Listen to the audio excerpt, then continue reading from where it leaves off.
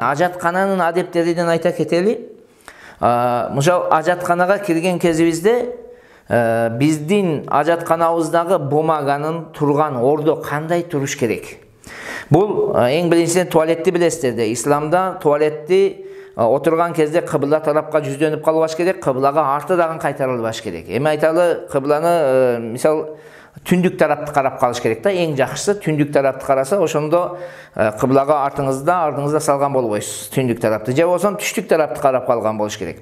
Негизи кыбла ошол түндүк тарапты карап калгандыгы мына бизде Бишкекте түндүк тарапты карап турганы жакшы болуп калат да. Эми айта турган маселе ошол жерде жанагы бумаганын кое турган ордунун адеби кандай? Биздин алымдарыбыз мынтип айтат. Ва юстахаббу ан такуна ал-ахжару ат-tahira an yaminihi.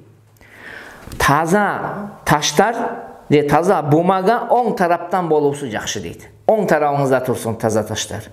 Ва ядау мастанжа ан ясарихи. Ал эми истинжа кылганны сол тарабына коюп койсун дейт. Бул туалеттин адеби, ажатканына. Бул фарз эмес, важип эмес, жакшы.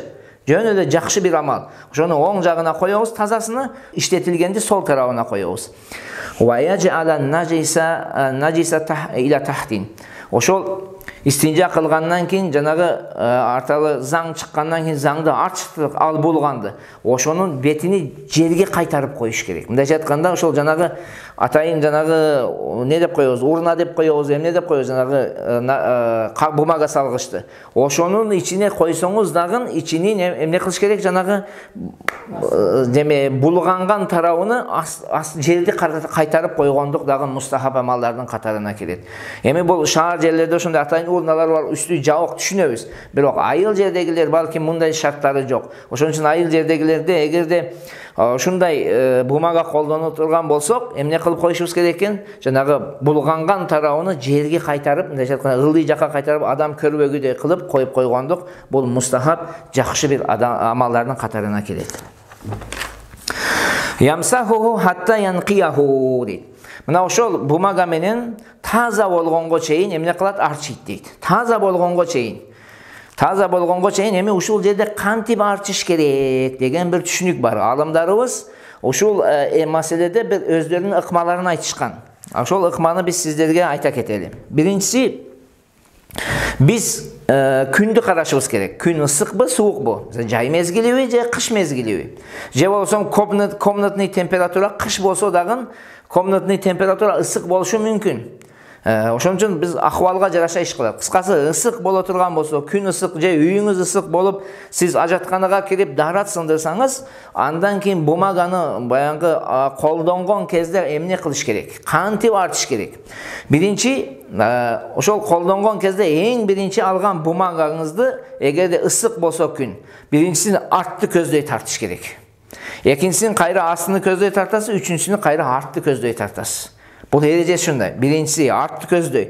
Себеби жанагы мен ачык эле айталы, жайкы мезгил болгон кезде эркектин аврат мүчөсүнүн асты жумурткалары дейин, ачык эле айтайын, жумурткалары бир аз салаңдап калат.